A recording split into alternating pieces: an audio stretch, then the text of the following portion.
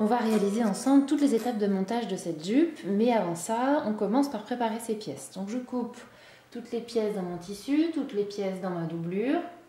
Je pense bien à reporter les crans qui sont sur le patron et également à marquer d'un cran toutes les pièces qui sont coupées au pli. Donc un cran, c'est une fente dans la marge de couture qui me servira de repère de montage. Ensuite, je pense bien à thermocoller les pièces qui doivent l'être, donc l'envers d'une ceinture dos, une ceinture devant, l'ouverture des poches, donc sur le devant-milieu, sur environ 3 cm de large, toujours sur l'envers du tissu.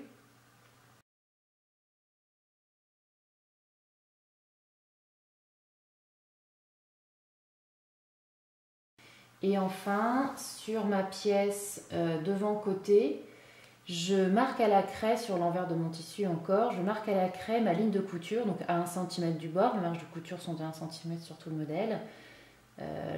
L'idée, c'est de trouver ce point de jonction, puisque ce sera important au moment de piquer, je devrais cranter à ce niveau-là. Donc à l'aide de ma règle japonaise et d'une craie, je me mets à 1 cm du bord, donc là j'ai marqué 1 cm, et à 1 cm de tout l'ourlet de la poche jusqu'en haut. Je continue une droite et je trouve mon point de jonction. Petite précision au moment de tracer ma ligne de couture sur l'envers de mes devants-côtés. Je monte donc là droit à 1 cm du bord et mon angle, le point de jonction, le point que je recherche, doit être situé à 5,8 cm plus haut que l'angle qui est là, et ce, quelle que soit la taille. Donc je trouve ce point là, ensuite là je repars en droite et je rejoins l'arrondi de la poche à 1 cm toujours. Alors je vais commencer par former mes froufrous. Donc là, ce que j'ai commencé à faire, j'ai positionné tissu et doublure endroit contre endroit et je suis venue les assembler en piquant à 5 mm du bord sur le petit côté et le grand côté qui a l'arrondi. Donc c'est piqué à 5 mm. Ensuite, je viens le retourner sur l'endroit. Je peux écraser au fer et bien positionner la doublure vers l'envers. Donc pourquoi pas faire rouler un peu la couture vers l'envers à ce niveau-là. Puis je vais venir sur le bord non fermé piquer un fil de fronce droit ici. Donc un fil de fronce, c'est un point long avec la tension du fil nulle ou quasiment, ce qui me permettra en tirant sur le fil de la canette de froncer. Donc c'est déjà ce que j'ai fait sur l'autre froufrou. Donc j'ai commencé à froncer et j'ai écrasé au fer mes fronces pour m'aider ensuite à mieux le positionner sur la poche. Ensuite je prends mon devant milieu et je viens faire correspondre le tissu du froufrou sur l'endroit de mon devant milieu. Donc au niveau de l'ouverture de la poche, je positionne l'arrondi du froufrou vers le bas. Je me mets bord à bord sur la ligne d'ouverture de la poche en m'arrêtant à 1 cm du côté. Donc je commence ici, là j'ai 1 cm, je l'épingle, donc je commence par épingler les extrémités, l'extrémité du bas. En haut, je retrouve l'angle droit, je fais correspondre cet angle droit là.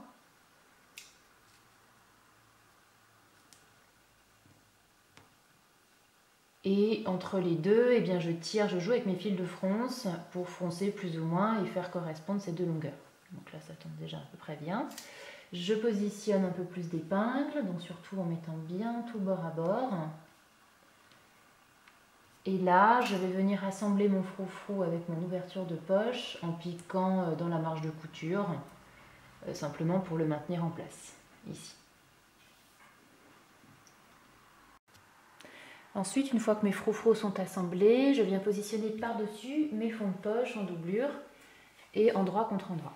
Donc, endroit de ma doublure sur l'endroit de mon tissu, je fais correspondre les extrémités, j'épingle.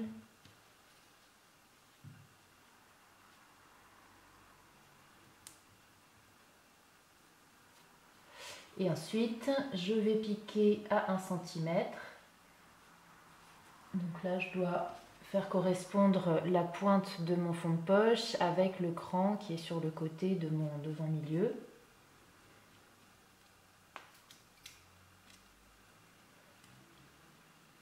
Donc, je rajoute quelques épingles également au niveau du froufrou, ça peut m'aider à bien positionner, bien laisser les morceaux bord à bord. Et sur cette ligne-là, tout le long, je pique à 1 cm. Donc une fois que mon fond de poche est assemblé, ici, après avoir piqué à 1 cm, je viens le positionner dans le prolongement. Et là, donc c'est ce que j'ai déjà fait de l'autre côté, à 2 mm de la couture précédente, je viens piquer en fait la marge de couture sur la doublure. Donc on appelle ça sous-piquer. Ça va permettre à la doublure de bien rouler vers l'intérieur et de ne pas être visible dans l'ouverture de la poche. Ensuite, je vais venir assembler mon devant-milieu avec mon devant-côté et endroit contre endroit. Donc, je les fais correspondre. Je commence par faire correspondre les extrémités, le bas de la jupe. Je positionne une première épingle. Je laisse aller le tissu, je les mets bien bord à bord. Et là, je mets une épingle sur le point de jonction que j'ai dessiné à la craie. Et je vérifie que je tombe bien derrière au niveau de la couture, pile au niveau de la couture de ma poche entre mon tissu et ma doublure. Là, j'épingle toujours perpendiculairement à ma future couture. Voilà, je peux positionner une dernière épingle au milieu. Ensuite, je vais garder le devant-côté sur le haut vers moi. Et je vais commencer par piquer le bas de la jupe. Donc je pique à 1 cm. Au niveau du point de jonction, je laisse l'aiguille de la machine enfoncer. Je soulève mon pied de biche. Puis je crante. Donc je coupe vraiment mon tissu, uniquement cette pièce-là, uniquement la pièce devant-côté. Je coupe ici au milieu jusqu'à arriver à mon aiguille. Ce qui va me permettre de pouvoir décaler cette partie-là et de venir la faire correspondre avec ma poche, le dessous de poche en fait en doublure, pour ensuite continuer ma couture en suivant la ligne que j'ai dessinée. Donc il va y avoir, comme j'aurais coupé là, il va y avoir un petit décalage, c'est-à-dire que je vais commencer à piquer, je ne serai pas à 1 cm du bord, mais un peu moins. Et je suis bien ma ligne et je me mets, je positionne mes deux poches bord à bord. Puis je pique sur tout le tour. Alors petite astuce, comme ici c'est un point qui va être fragilisé du fait du crantage, avant d'arriver dessus, disons 2 cm avant d'y arriver, je vais réduire la longueur de mon point. Et de même en repartant, je vais garder un petit point, un point très court, sur 2 ou 3 cm. Ça va solidifier cet angle-là. Et une fois que c'est piqué, voilà ce que ça donne. Donc grâce au petit point que j'ai fait ici de part et d'autre de mon point de jonction, ma couture est solidifiée, donc il n'y aura pas de souci. Ensuite, je vais venir ouvrir cette couture au fer, la couture du côté. Puis je repositionnerai correctement mon côté, je repositionne correctement ma poche.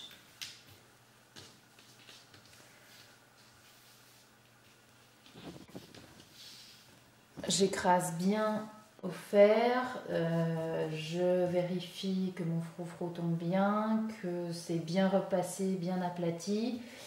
Et ensuite, je vérifie que cette ouverture de poche ne gondole pas. Voilà, ça va être très important.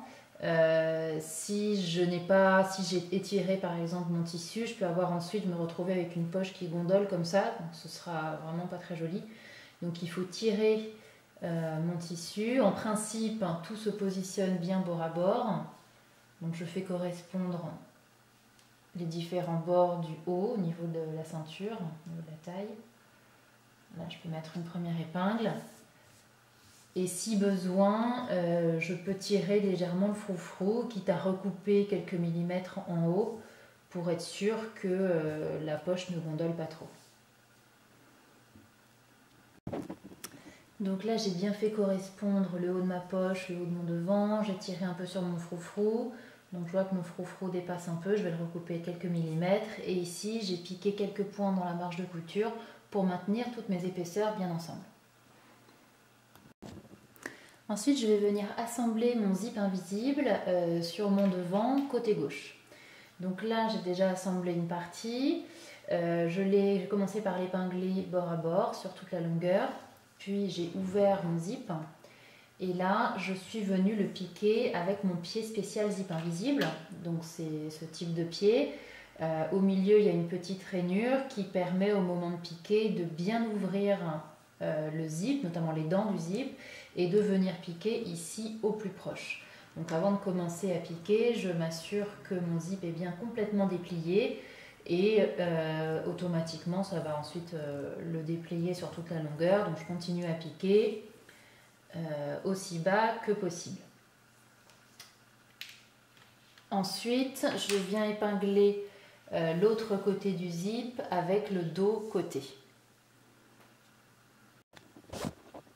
Alors pour repérer la pièce dos côté qui va venir se monter avec le zip, je prends celle qui sur son côté a un cran et le cran correspond avec celui qui est sur le devant côté qui sera donc la fin du zip. Donc je les positionne tous les deux sur l'endroit et je viens épingler l'endroit de mon zip par-dessus. Donc là je le retourne pour pouvoir bien le positionner sur l'endroit. Et je fais attention, je retourne complètement mon devant, je fais attention à ce que les crans justement se correspondent bien. Donc pour l'épingler, je vais refermer mon zip. Je fais correspondre mes crans.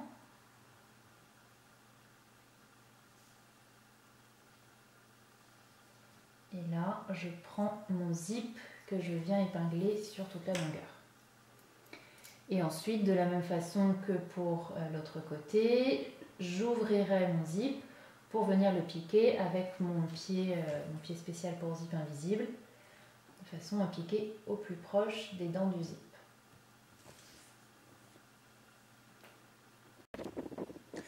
Mon zip est maintenant assemblé, je l'ai refermé. Et de l'autre côté, je suis venue contrôler qu'il était bien posé.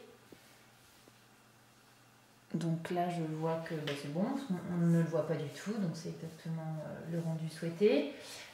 Si j'avais à certains endroits, par exemple, un décalage, tout simplement, je pourrais repasser à nouveau, toujours avec mon pied pour zip invisible, pour bien coller ces deux parties.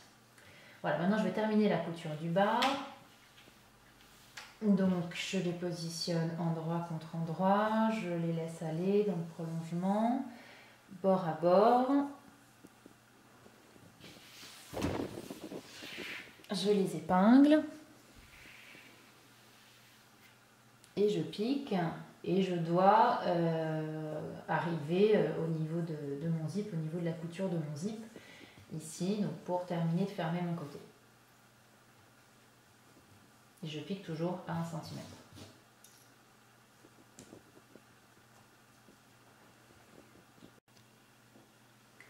J'ai piqué, ensuite j'ai ouvert ma couture au fer et de l'autre côté, donc je vais vérifier que tout tombait bien. Puis ici, en perpendiculaire à ma couture, au niveau du cran en fait de fin de zip, je suis venue piquer quelques points pour vraiment solidifier cette partie-là et marquer l'arrêt de l'ouverture de mon zip. Ensuite, sur le côté droit de ma jupe, je viens épingler l'autre devant côté. Et toujours en me positionnant endroit contre endroit. Donc je fais correspondre les extrémités, le bas de la jupe, pourquoi pas le milieu.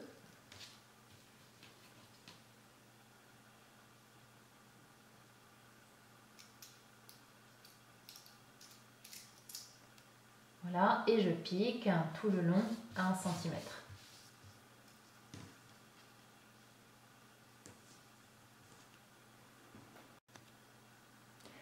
Puis toujours endroit contre endroit, je viens faire correspondre mon dos milieu avec mes dos côtés.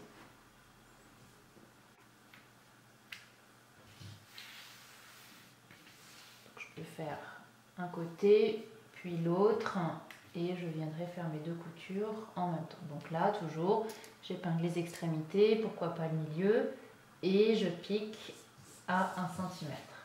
Et ensuite, j'ouvre mes coutures au fer.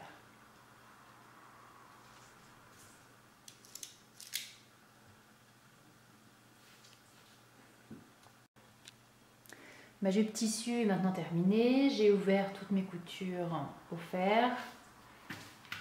Voilà, maintenant je la mets de côté et je passe à la doublure. Alors sur la doublure, je prends mon devant, je repère le marquage de la pince que j'ai reporté sur l'envers de mon tissu, l'écran, donc je plie endroit contre endroit, je fais correspondre l'écran de ma pince. Donc là je peux positionner des épingles pour être certaine que mes 2 parties de la pince se superposent. Donc je dois épingler au même endroit, enfin sur mon marquage d'un côté et de l'autre. Je plie jusqu'en bas. Puis je vais venir piquer en commençant par le haut, par la ligne de taille. Petit à petit, je retirerai mes épingles puisqu'elles sont dans le même sens que ma couture et je vais piquer jusqu'en bas de la pince. Ensuite, au fer, j'écraserai ma pince vers le côté, ce que j'ai déjà fait sur l'autre côté. Ensuite, je viens faire correspondre mon dos milieu avec mes 2 côtés en épinglant endroit contre endroit. Alors, je repère sur mon côté l'endroit où il y a un emplacement, ça va se situer vraiment sur le côté de la jupe. Donc, c'est cette ligne-là que je vais devoir assembler sur l'autre. Donc, endroit contre endroit, je le positionne ici et mon cran est là, donc il s'assemblera ensuite avec mon devant. Donc, je fais correspondre les extrémités, je positionne des épingles également au milieu. Pareil avec l'autre côté, donc idem, endroit contre endroit. Donc une fois que mes parties dos doublure étaient assemblées, je suis venue positionner par-dessus le devant doublure, endroit contre endroit, pour assembler les côtés et les piquer à 1 cm. Alors j'ai mon endroit vers moi, l'envers vers moi, et sur le côté droit qui est donc là-bas, j'ai laissé une ouverture de quelques centimètres, donc j'ai fait des points d'arrêt de part et d'autre de 6-7 cm.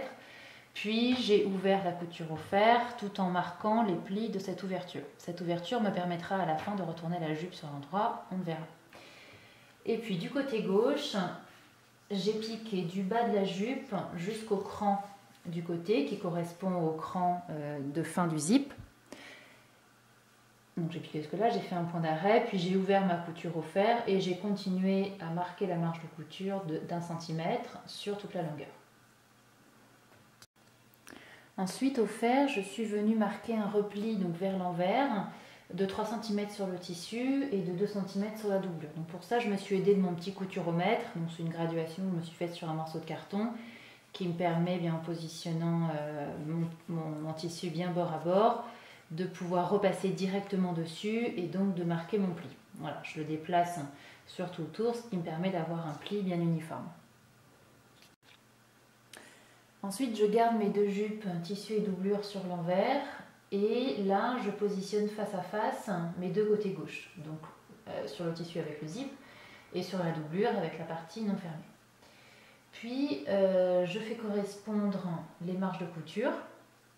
Donc, j'épingle au niveau du cran de fin de zip. Donc, j'épingle que les marges de couture. Hop, jusqu'en haut.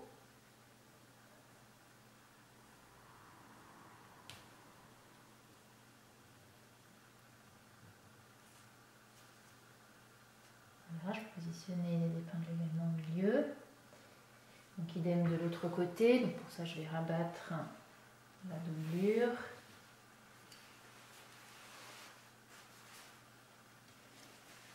Et par-dessous, je vais venir épingler l'autre côté, l'autre marge de couture sur l'autre côté du zip. Donc là, idem, je retrouve mon cran de fin de zip.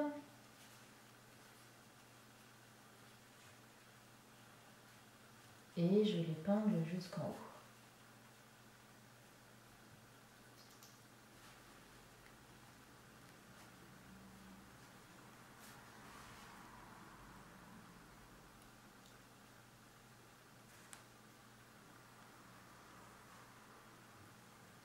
Puis là, je vais venir piquer pour assembler les marges de couture uniquement. Je vais piquer avec un pied unilatéral, voilà, comme ceci, pour ne pas être gêné par le zip. Mais d'ailleurs, au moment de piquer, j'ouvre le zip pour que ce soit un petit peu plus facile. Alors voilà ce que ça donne une fois que j'ai piqué mes marges de couture ensemble, donc pour le moment uniquement au niveau du zip. Donc ça permet de terminer proprement. Voilà, maintenant je retourne jupe et doublure, je les positionne correctement et je fais correspondre tout ce qui doit correspondre au niveau de la taille. Donc je retrouve mes coutures de côté, mes coutures des empiècements, je retrouve mes milieux dos, milieu devant, donc je positionne des épingles sur tout ce qui doit correspondre. Bon, les deux lignes ont la même longueur, donc ça ne posera pas de difficulté.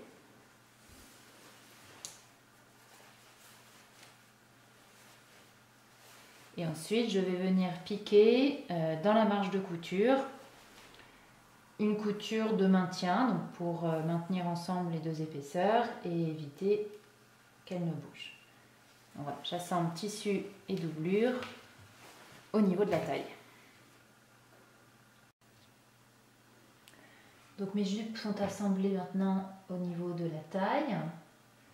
Maintenant, je vais les mettre dans le prolongement l'une de l'autre, envers vers moi, autant que possible, hein, puisque là, comme j'ai piqué au niveau du zip, je vais pouvoir complètement la retourner, mais ça ne va pas être très gênant. Et ensuite, je viens prendre deux lignes qui se correspondent, donc par exemple là, ici, au niveau de la couture du côté du zip. Je les positionne face à face, bord à bord, et par-dessous, je viens maintenir, en fait, prendre ces deux coutures, ces deux morceaux. Je positionne une épingle, donc elle se retrouve finalement endroit contre endroit. Je positionne une première épingle.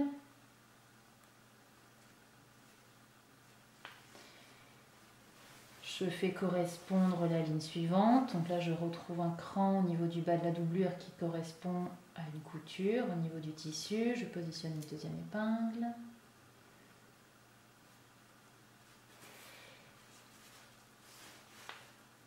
Un autre cran qui est donc mon cran du milieu.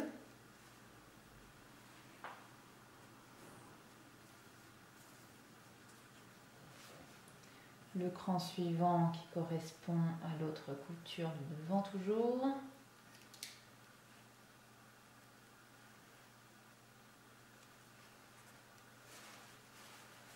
Le côté.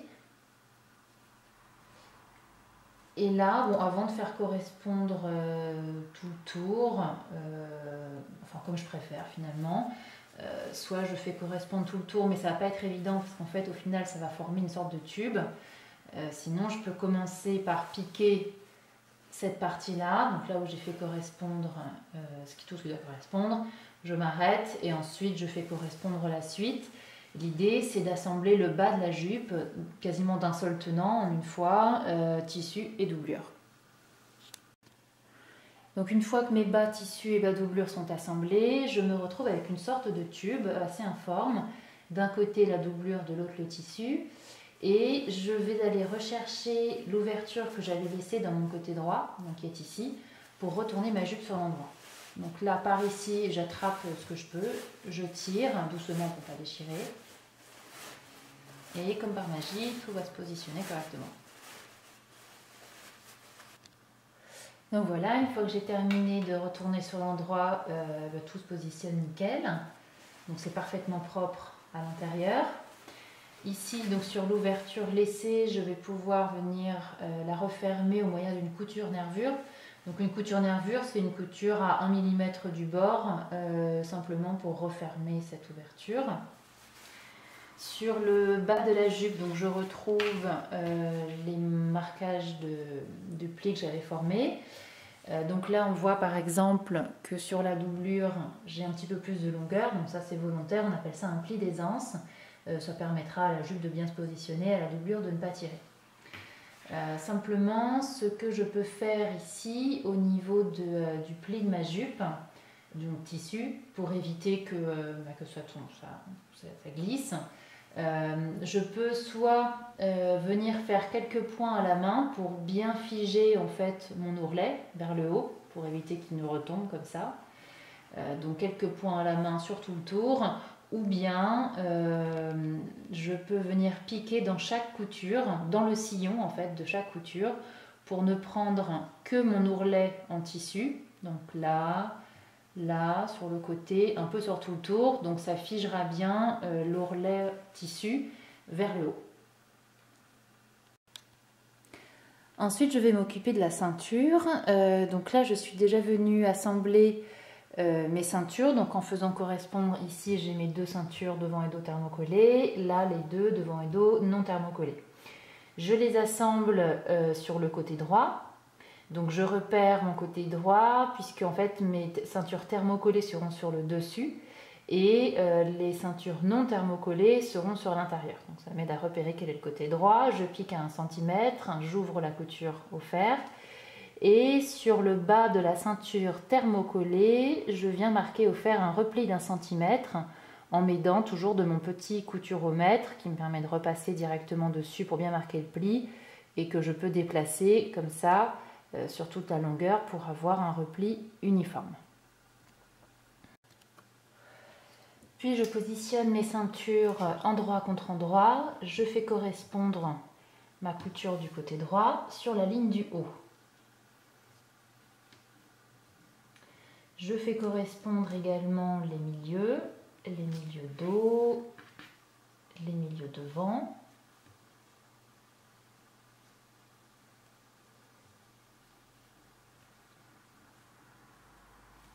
Les extrémités.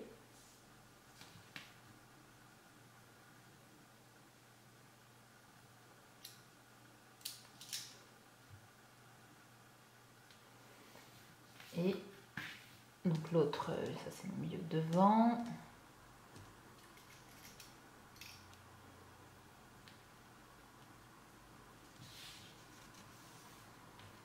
Et mon autre extrémité.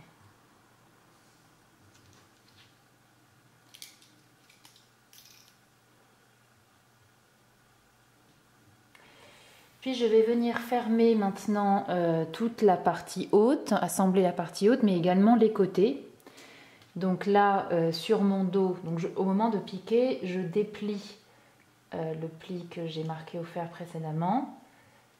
Côté dos, donc je pique à 1 cm, je ferme mon côté, je pique toute la ligne de taille à 1 cm. Sur mon côté devant, donc pareil, je déplie mon repli.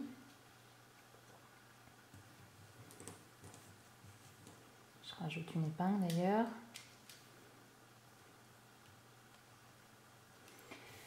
Et je continue ma couture, donc pareil pour fermer mon côté, puis sur mon retour jusqu'à mon cran, puisque ça, ce sera ma patte de boutonnage qui viendra se rabattre du devant vers le dos. Puis une fois que mes ceintures dessus et dessous sont assemblées, je viens dégager les angles de chaque côté, donc avec mon coupe-fil ou des ciseaux.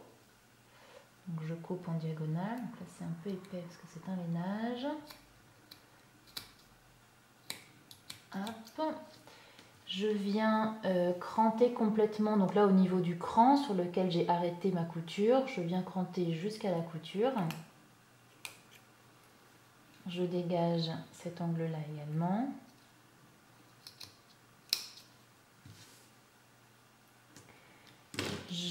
Alors moi j'ai ma petite astuce en fait pour retourner, pour avoir des jolis angles.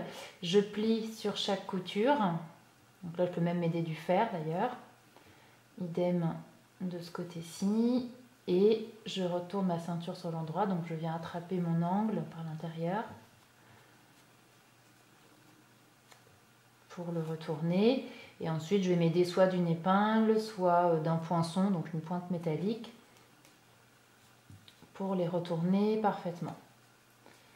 Voilà, je vais écraser au fer ma ligne de couture pour bien positionner ma ceinture. Et de l'autre côté, je dégage l'angle sur le haut.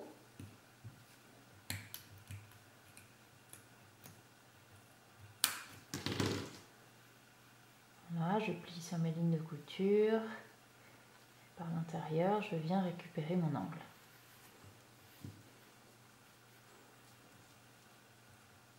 Voilà, et maintenant, donc je forme ma ceinture, enfin je l'écrase au fer et je lui donne sa jolie forme. Donc ma ceinture est maintenant terminée, je l'ai bien formée au fer, j'ai bien tout positionné, je retrouve là donc ma patte qui sera ma patte de boutonnage sur le côté gauche. Et maintenant je mets ma jupe sur l'envers et je viens épingler endroit du tissu sur la doublure, donc la partie non préformée, non thermocollée sur la doublure. Et je fais correspondre tout ce qui doit correspondre. Donc ici, j'ai ma ligne de côté. Je positionne des épingles.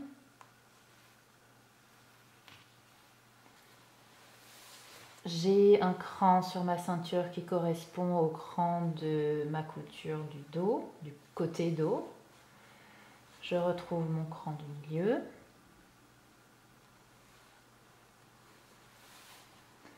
L'autre cran de ma couture du côté dos. Là, je peux légèrement ouvrir mon zip.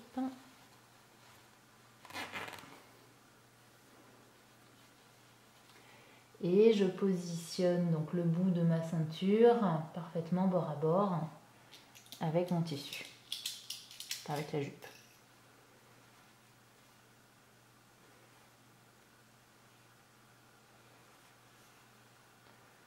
Voilà. Et de l'autre côté, en revanche, je vais bien faire dépasser ma ceinture. Donc, je vais tout faire correspondre, mes milieux, etc.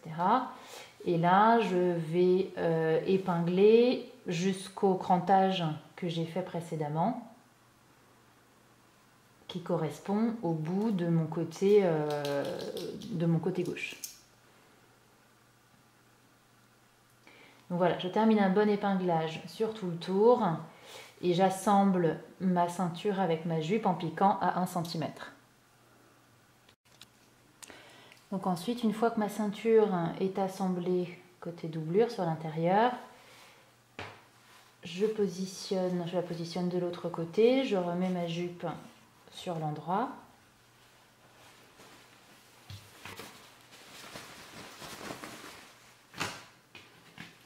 Et je bascule ma ceinture par-dessus la marge de couture que je viens de créer. Et là, mon repli, le repli de 1 cm, là pour le coup, m'est très utile parce que automatiquement, il va venir se positionner comme il faut par-dessus.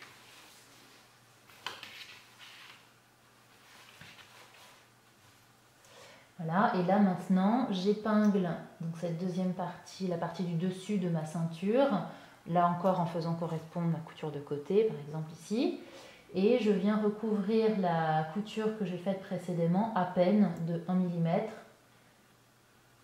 Et plus je vais être précise et recouvrir cette couture uniformément d'1 mm sur tout le tour, et plus j'aurai un joli rendu au final. Donc je tire un peu sur ma ceinture, ce qui l'aide à se positionner. Par en dessous, je peux retrouver l'écran. Là, je retrouve par exemple le cran de ma couture qui est ici.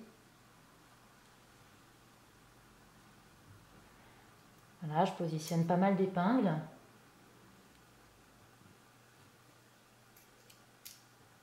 Je peux aussi mêler du fer pour être sûr que tout se positionne comme il faut, que ce soit bien uniforme sur tout le tour. Donc sur les côtés, là je viens dégager l'angle, mais uniquement sur la jupe. Donc je retire un peu d'épaisseur à ce niveau-là, côté jupe.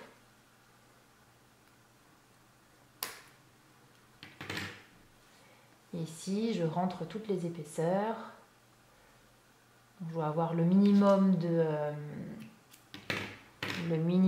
de décroché ici au niveau de la ceinture.